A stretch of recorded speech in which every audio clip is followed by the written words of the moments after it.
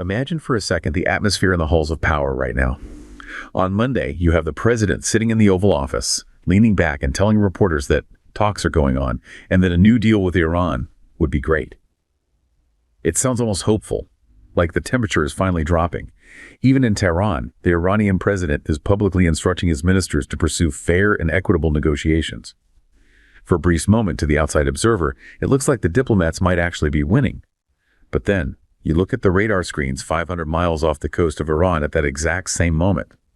The USS Abraham Lincoln picks up a Shahed 139 drone. It isn't just passing by, it's closing in, aggressively approaching the carrier, ignoring every warning sent its way. In a heartbeat, the diplomatic hope of the morning is replaced by the roar of an F-35C fighter jet screaming off the flight deck. Within hours, that drone is a pile of scrap metal in the Arabian Sea, and just a few miles away, Iranian Revolutionary Guard boats are swarming a merchant tanker at high speeds, threatening to seize it by force. It is a jarring, almost schizophrenic reality. On one hand, you have the quiet back-channel whispers of a peace deal being brokered in Turkey. On the other, you have a high-stakes game of chicken on international waters, where the margin for error has completely vanished. It leaves you with a haunting question. Are these the final violent maneuvers before a diplomatic breakthrough? Or are we watching two nations talk about peace while their fingers are already pulling the trigger? Okay. It is Tuesday, February 3rd, 2026. And if you are feeling a sense of vertigo from the headlines this morning, you are definitely not the only one. We are seeing these two completely contradictory timelines just playing out right in front of us. It's the definition of cognitive dissonance on a global scale, isn't it? You've got the political timeline, which is, slow, it's deliberative, and it's full of this cautious optimism about a deal. Right, talks are ongoing. Exactly. And then you have the kinetic timeline, the reality in the water, which is fast, it's violent, and frankly, it's deteriorating by the hour. And that's exactly why we're doing this today. Yeah. We really need to look past the press conferences. Yeah. I don't want to talk about the will they, won't they of some treaty. I want to look at the machine itself, the actual mechanics of this whole situation. Yeah. We've got a stack of reports here, naval analysis, aerospace engineering breakdowns, economic impact studies, and they paint a picture of how this confrontation actually works on the ground. We need to analyze the mechanics of the standoff. Not the politics, but the physics and the economics of it all. The nuts and bolts. Exactly. And we're going to attack this from three angles today.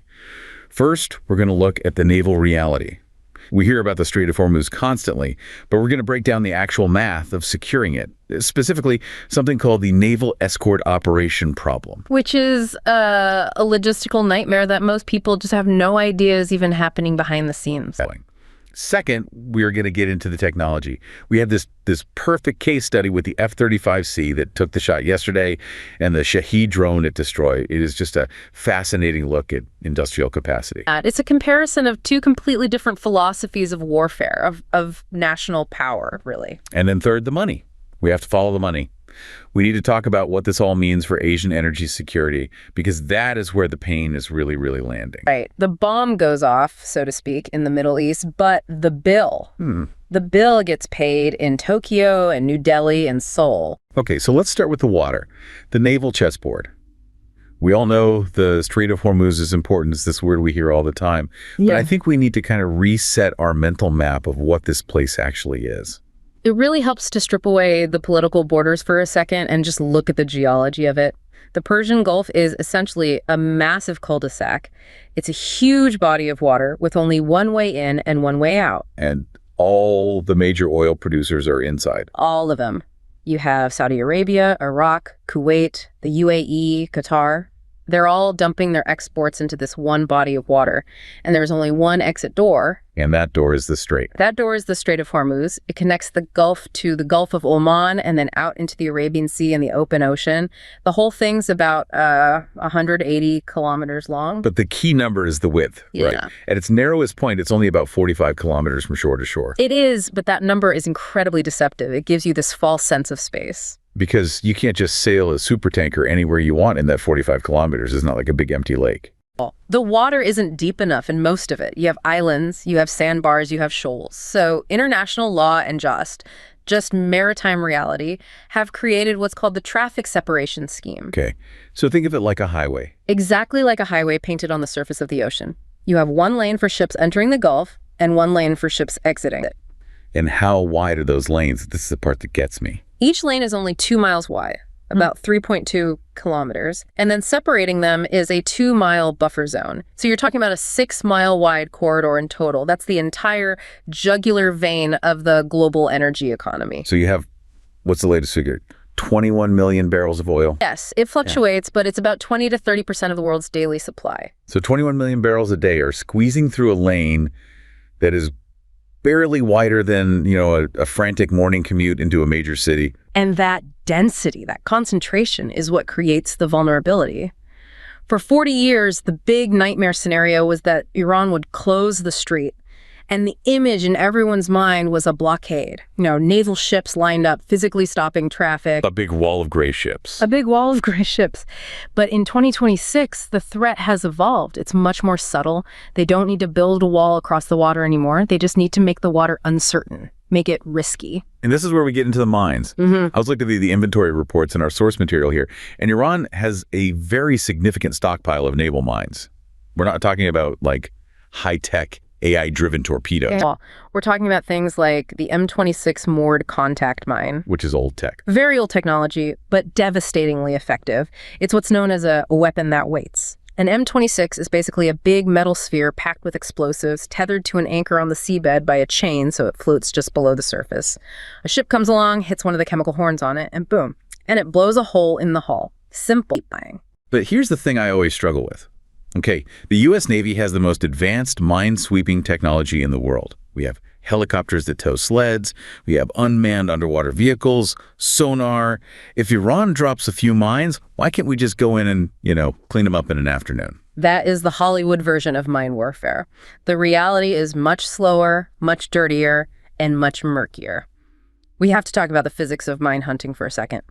The Strait of Hormuz is not a clear swimming pool. It has complex currents, it has different layers of salinity and temperature, which affects sonar. And a lot of junk on the bottom. A ton of junk. So searching for a mine is like searching for a specific beach ball that's floating underwater in a very muddy, fast-flowing river. And you can't afford to miss one. You cannot miss one. The part. If you clear a channel and say it's safe, and you missed one mine and a tanker hits it, the insurance rates for the entire globe skyrocket instantly. Your credibility is gone. So what does the Navy do? How do they actually clear a path? They have to establish what are called Q routes. Q routes. A Q route is a pre-surveyed, verified, safe channel. The mine countermeasures ships have to go in very, very slowly and meticulously map every single inch of the seafloor. They use high-frequency sonar to identify every contact. Every single object. Every object. Is that a rock? Is that a sunken refrigerator from 50 years ago? Or is that an Iranian EM-52 rocket-propelled mine? Yeah. They have to go down with divers or ROVs and visually verify everything that looks suspicious. And this must take an enormous amount of time. It takes weeks. If Iran lays, say, 50 mines tonight across the shipping lanes, the strait is effectively closed for weeks while the coalition navies painstakingly verify a single narrow safe lane. And during those weeks? During those weeks, 21 million barrels of oil a day are not moving, they're sitting on tankers in the Gulf, or they're not being loaded at the terminals. The math gets ugly very, very fast. That delay, that brings us to the Naval Escort Operation Problem, or EOP. This was the part of the research that it completely blew my mind. Yeah. We tend to think of these escort missions as, a warship sails next to a tanker. It's anything. It's actually a complex mathematical optimization problem. It is pure, unadulterated logistics. Imagine you're the Commodore in charge of the task force. You have, let's say, 5 destroyers available for escort duty today, but you have 50 merchant ships anchored just outside the strait, and their captains are all screaming to get through because they're losing money every single hour they sit there. And these 50 ships are not all the same. They're all different. You've got a brand new Maersk Tripoli-class container ship, a monster. That ship is designed to run at an optimal speed of 19 or 20 knots to maintain a just-in-time delivery schedule for factories in Europe. They're right next to it. Right next to it, you've got a 30-year-old rust bucket bulk carrier hauling grain that struggles to make 12 knots on a good day. But you can't just let the fast Maersk ship run ahead on its own. It's a huge, valuable target. It needs protection. So you're forced to group them into a convoy, and this is where the math just destroys you. Because a convoy can only move as fast as its slowest ship. So now you're forcing that $500 million high-tech container ship to slow down to 12 knots. You're forcing it to crawl, which, by the way, it completely ruins its fuel efficiency. Marine diesel engines are like any other engine. They're tuned for specific speeds and RPMs. If a Triple E has to crawl at 12 knots, it might actually burn more fuel per mile, or at the very least, it's wasting days of time. And that time translates to millions in penalties for late delivery. And that's before you even factor in the delay cost of just sitting there waiting for the convoy to even form in the first place. Exactly. Let's try and put a number on it. The charter rate for a large modern vessel might be $80,000, maybe $100,000 a day. That's what it costs to rent the ship. If that ship has to wait at a start location for 36 hours just for a destroyer to become available to lead the convoy, that's $150,000 gone. $150,000 vaporized before the engines even turn over for the actual transit. So the enemy doesn't even have to fire a shot. By laying a few mines, by just threatening to attack, they force us into this convoy system, and they are imposing a massive tax on the entire global system. That is the absolute definition of this conflict. It's state capacity versus entropy. The U.S. and its allies represent state capacity. They are trying to impose order schedules, queue routes, convoys, spreadsheets. That is rigid, it's expensive, and it's incredibly resource heavy. And Iran, or their proxies, they represent entropy, chaos. Precisely. They don't need to win a naval battle. They don't need to sink an aircraft carrier. They just need to inject enough chaos, enough uncertainty to ruin the schedule. It's a massive, massive asymmetry. Iran spends, pennies on the dollar to deploy a mine or send out some speedboats to harass a tanker. The coalition then has to spend billions to organize the response, to protect everything. The victory for the disruptor isn't sinking the ship. It's forcing the superpower to burn through its resources just to keep the schedule from collapsing. And what happens if the schedule does break, if the risk just gets too high? Then you get a repeat of what we saw in the Red Sea crisis a few years back. The major shipping lines, the big players like MSC, Maersk, CMA, CGM, they're not emotional. They're businesses. They look at the math, they look at the insurance premiums, and they just say, we're out. And they reroute. They reroute everything around the Cape of Good Hope at the southern tip of Africa. Which adds what to a trip from Asia to Europe? 10 days, 2 weeks. 10 to 14 days, depending on the route and destination.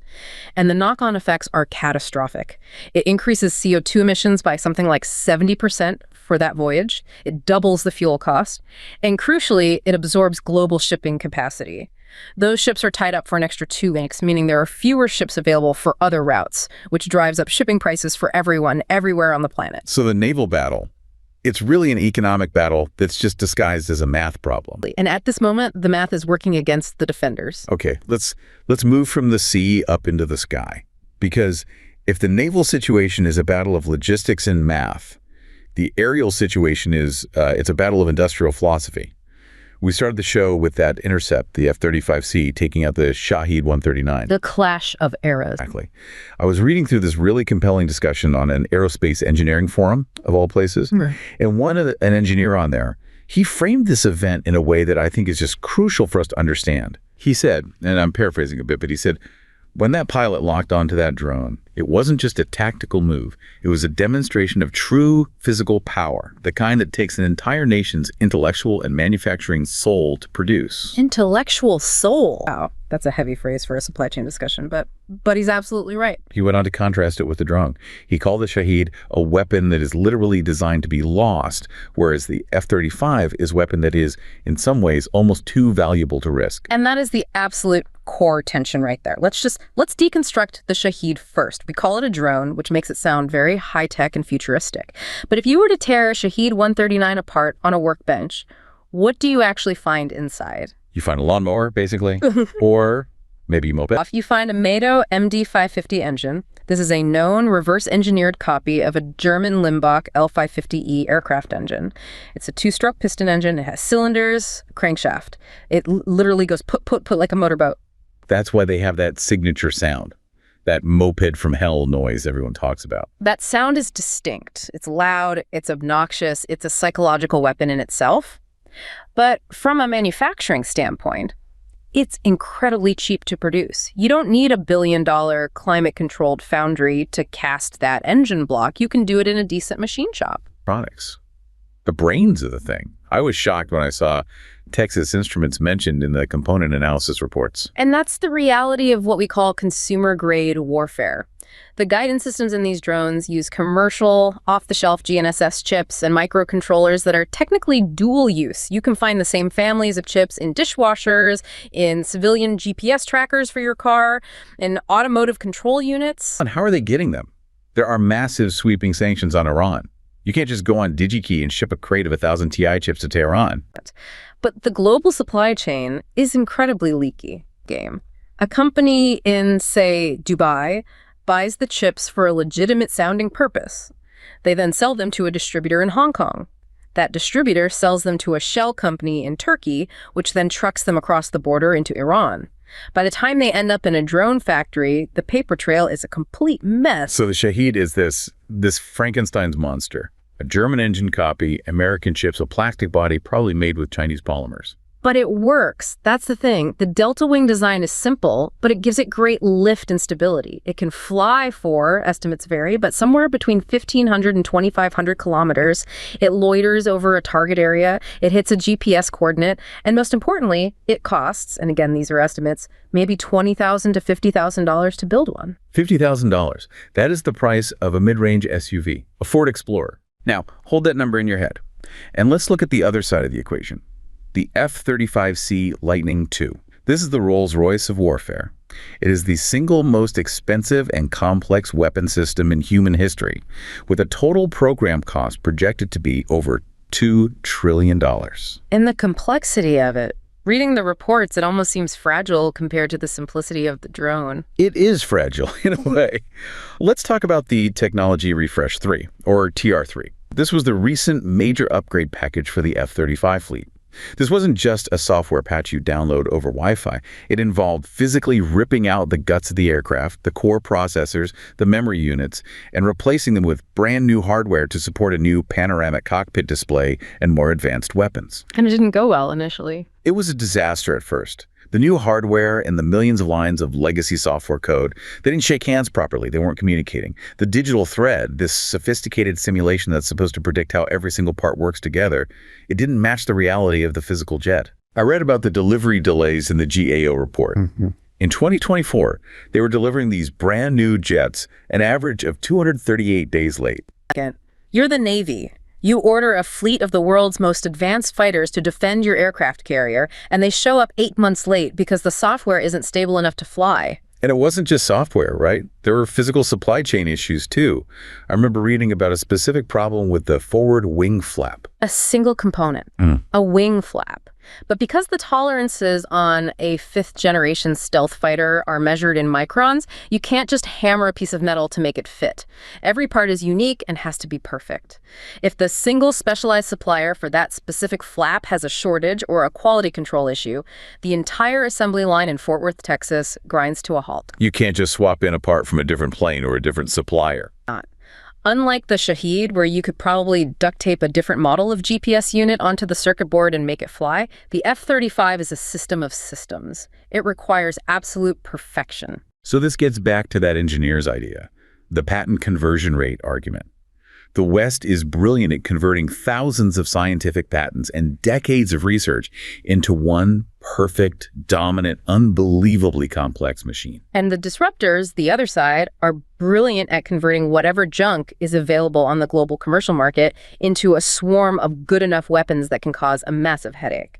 And this brings us to the brutal economics of that intercept yesterday. The F-35 pilot sees the drone, he gets a lock, he fires an air-to-air missile, probably an AIM-9X Sidewinder or an AIM-120 AIMRAAM. How much does one of those missiles cost? Depending on the specific variant and the contract, you are looking at anywhere from $400,000 on the low end for an AIM-9X to well over $1 million for a newer AIMRAAM. Let's call it $500,000 to be conservative, to shoot down a $20,000 drone. That is a cost exchange ratio of 25-to-1 against you. And that is just the cost of the missile. That doesn't even include the flight hour cost of the F-35 itself, which is somewhere around $42,000 per hour, just in fuel, maintenance, and crew. So every single time we win one of these engagements, we are hemorrhaging money. We are winning the tactical engagement decisively, but we are losing the economic war of attrition. You can manufacture 1,000 cheap drones much, much faster and cheaper than you can manufacture the incredibly sophisticated and expensive systems required to stop them 100% of the time. That is a deeply sobering thought. We have the better, more advanced technology, but they have the better math on their side. In a long, grinding conflict, math usually wins. And this leads us directly into our third section, the consequences. Because if the U.S. Navy is bleeding money just to keep the strait open, someone else is benefiting from that security. And someone else is paying a very steep price when that security falters. We have to pivot now to the Asian perspective. We in the West tend to view this conflict through a Washington or maybe a Tehran lens. But the real victims, and arguably the real long-term players, are sitting in Tokyo, Seoul, Beijing, and New Delhi. The energy dependency numbers, when you look at them, are just staggering. They're existential. They're not just economic numbers, they're national survival numbers. India imports over 85% of its crude oil. Japan and South Korea, being island and peninsula nations with few natural resources, are almost entirely dependent on imports for their energy. And China, the world's factory. China is the big one. Roughly 40% of China's total oil imports pass directly through the Strait of Hormuz. 40%. So a mine in the water off the coast of Iran isn't really a direct threat to the U.S. energy grid anymore. Not since the shale revolution made the U.S. largely energy independent. It's a direct threat to the lights staying on in Mumbai and the factories running in Guangzhou. Right. Yeah. This is what economists refer to as the Asian premium. Because these massive manufacturing economies are so desperate for energy security, they are hypersensitive to any price shocks originating from the Gulf. So let's walk through that shockwave. The drone gets shot down yesterday. What happens next? Not on the battlefield, but in the financial markets in London and Singapore. It starts almost instantly with insurance. Every commercial ship that sails has to carry maritime insurance. When the U.S. Navy or a maritime authority confirms a kinetic event, like a drone attack or a mine strike, the insurance underwriters at Lloyd's of London invoke the war risk clauses in their policies. This is the infamous war risk premium. Right. In peacetime, this premium is a negligible part of the cost, maybe 0.02% of the total value of the ship and its cargo. But in a crisis, the underwriters can jack that rate up overnight. It can jump to 0.5% or even 1% per voyage. Let's put that in real dollars. If I have a modern supertanker that's worth, say, $150 million, and it's carrying $100 million worth of crude oil. So you have $250 million of value at risk. A 0.5% premium on that $250 million is $1.25 million. $1.25 million. Yeah. Just for the insurance. For a single trip through the strait. For one trip. And who do you think pays that cost? It's not the shipping company. It gets passed on. It gets passed on immediately to the refinery, who passes it on to the distributor, who passes it on to the factory owner in Osaka and the taxi driver in Shanghai. That $1.25 million gets baked directly into the price of every barrel of oil. This is that lead lag effect you mentioned at the top of the show. Yes. The geopolitical event leads. That's the headline you see on the news. Then, within hours, the insurance rates spike. Then the shipping charter rates spike because fewer ships are willing to take the risk. And finally, the price of the commodity itself, the oil lags a bit, but it hits the hardest. It ripples through the entire global supply chain. And for developing nations or even middle-income countries, this has to be an absolute nightmare scenario. It's what we call a triple threat. Take a country with a fragile economy like Pakistan or Sri Lanka, or even larger economies like India that have big import bills. First, the price of oil goes up, which starts draining their foreign currency reserves. Okay, that's threat number one. Threat number two. In times of global crisis, investors get scared. They pull their money out of emerging markets and they flee to safety. And safety usually means the US dollar or gold. I saw that gold hit $5,300 an ounce in one of the reports we're looking at. Which is a massive panic signal. But what it means for those developing countries is that their local currencies, the rupee, the baht crash, relative to the dollar. So now, not only is the oil itself more expensive, but the dollars they need to buy it are also more expensive. What's the third threat? Debt. Many of these countries hold significant amounts of debt that is denominated in US dollars. So when their currency weakens, the cost of just servicing that debt, of making the interest payments skyrockets, it can push a fragile nation towards bankruptcy in a matter of months. There's a massive, glaring irony in all of this that we have to address. The United States Navy is out there deploying carrier strike groups, putting thousands of American sailors in harm's way, flying $40,000 an hour jets to shoot down drones to protect oil that is mostly going to China. That is the defining strategic irony of the 2020s. The United States is still, by default, the security guarantor of the global commons. But the primary economic beneficiary of that security in the Persian Gulf is America's main geostrategic rival. So does China just get a free ride on this? They don't have to do anything. Yes, do. But the situation is more complicated and, frankly, more twisted than that. Remember, Iran is under heavy sanctions. It relies on China to buy its sanctioned oil. China is the primary economic lifeline for Tehran. So when Iran disrupts the strait, they are effectively choking the very same patron that keeps their economy afloat. They're biting the hand that feeds them. But Iran has spent years building a system to insulate itself from this kind of pressure. They've built the shadow fleet. Explain that mechanism. Because of Western sanctions, Iran couldn't use normal, legitimate shipping lines and insurers. So they built a ghost fleet. They bought up hundreds of old tankers through various shell companies, flagged them in jurisdictions with very lax oversight, and created their own parallel shipping system. And these are the ships that turn off their AI's transponders and go dark. They go dark for days at a time. They meet in the middle of the ocean for risky ship-to-ship transfers of oil.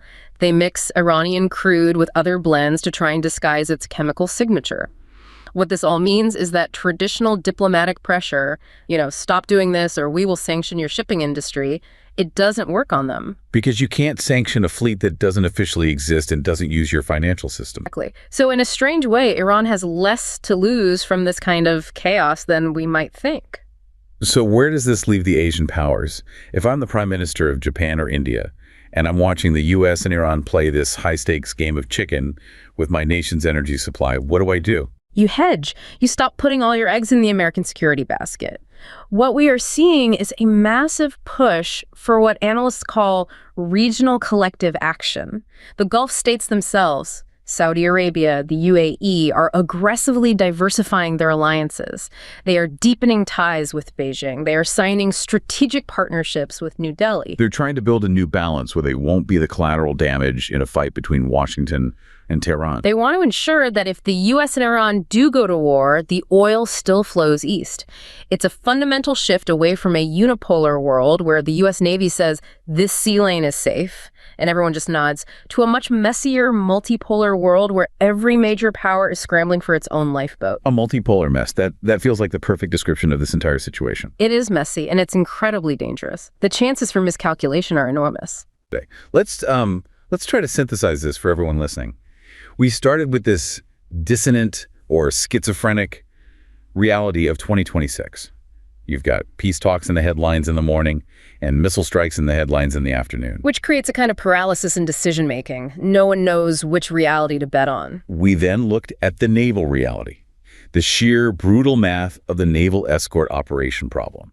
The fact that securing the strait isn't about winning a glorious battle, it's about solving an impossible optimization puzzle with slow ships, expensive delays, and cheap mines. And the fact that the entropy introduced by those cheap mines allows a relatively weak actor to hold the entire global economy hostage. From there, we looked at the technological reality, the clash of eras. The F-35 is this incredible marvel of complex, fragile, top-down state capacity versus the Shahed drone as a resilient, cheap, bottom-up agent of chaos. The $20,000 lawnmower engine versus the $2 trillion digital ecosystem. And finally, we looked at the economic reality, the Asian premium.